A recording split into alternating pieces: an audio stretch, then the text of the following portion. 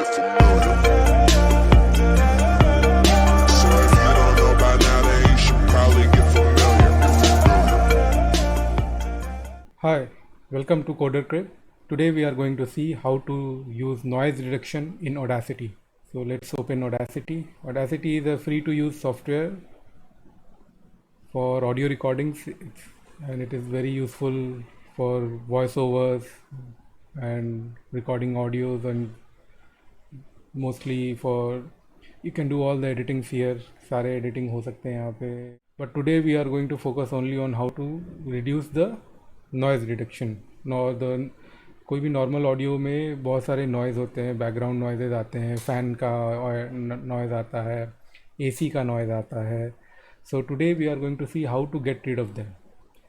सो as usual basically आप अपना यहाँ पे ऑडियो डिवाइस सेट कर लीजिए आपको मोनो रिकॉर्डिंग करना है या स्टीरियो रिकॉर्डिंग करना है.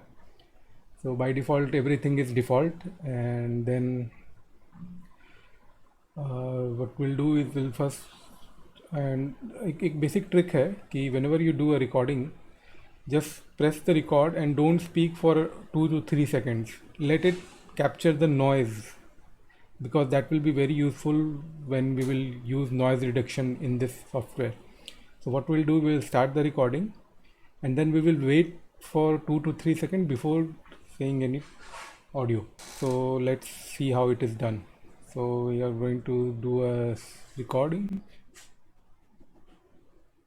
and after waiting for 2 to 3 seconds, now we can start recording actual audio.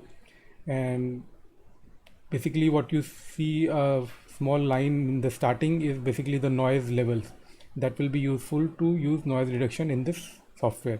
So we are going to stop the recording here now, and we'll see how to reduce the noise. For that, what we have to do is you have to go to the starting, remove the initial bit, just go and use this cut button or delete button to cut. Now what we are going to do is we are going to select the entire initial noise that we recorded, and we'll go to effects, then we'll go to noise reduction. Now Audacity can do a very great job at noise reduction if it knows what it has to remove. For that we need to provide a noise profile. That's why we want this 2 to 3 second noise that to be recorded, so that Audacity can pick and identify ki haan, this is the noise.